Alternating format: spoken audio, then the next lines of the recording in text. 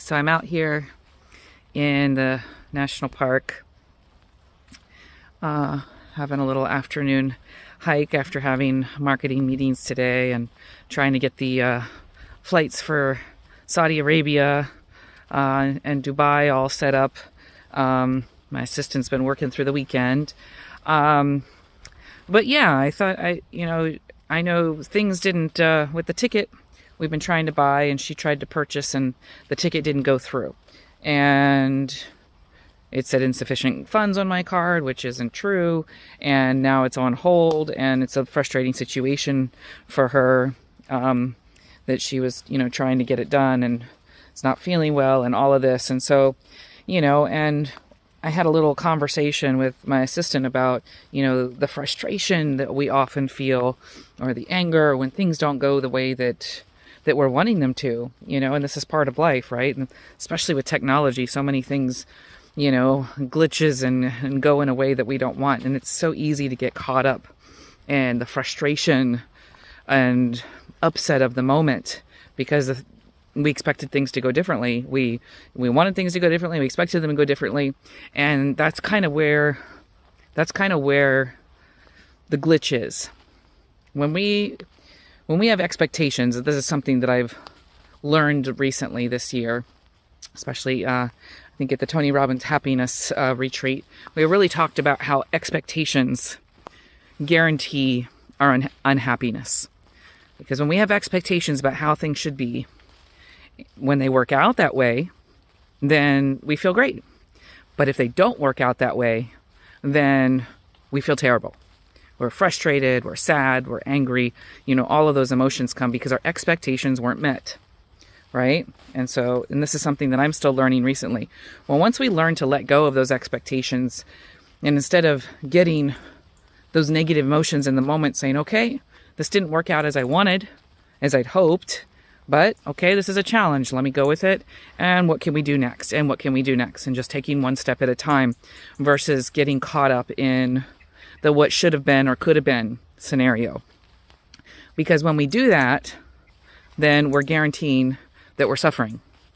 These are all things that I'm recently putting into practice in my own life after spending this last year, studying about these things, with the Tony Robbins Platinum partnership. But choosing to live in suffering really is a choice.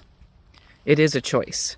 So when we keep ourselves married to our expectations and to our blueprint of how things should be in life, and when we do that, then what we're doing is we're setting the moments of our happiness.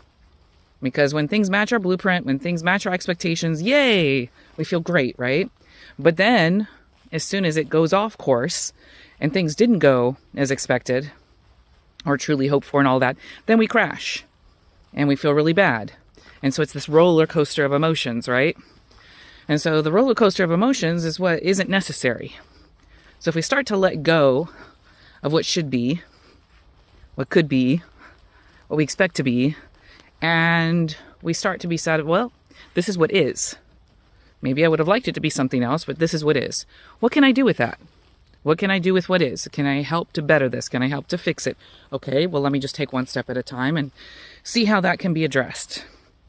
Okay, if there's nothing that can be done, then what is what is. So then you start to look around and say, okay, this is what's happening. It's not what I planned to happen, not what I wanted to happen, but because this is the reality right now, what else could I possibly get from this scenario right now?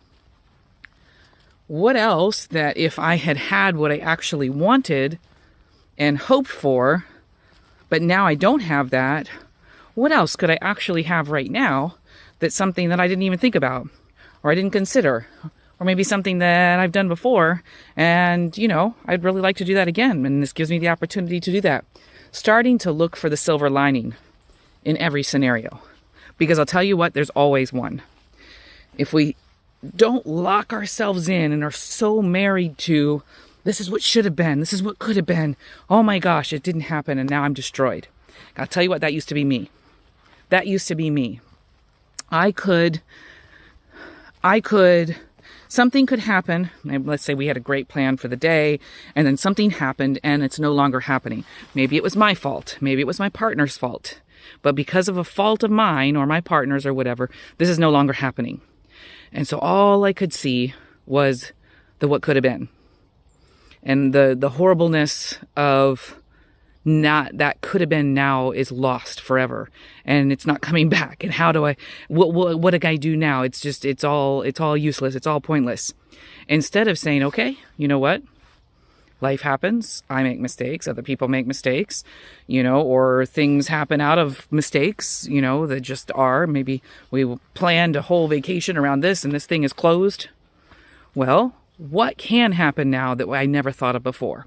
And I'll tell you what, when you start to think of the possibilities that you never thought about before, when you're presented with something that you can't control, then often you get opportunities that you never would have tried, never would have thought of before, and they're often even more valuable than the one that you imagined in the first place.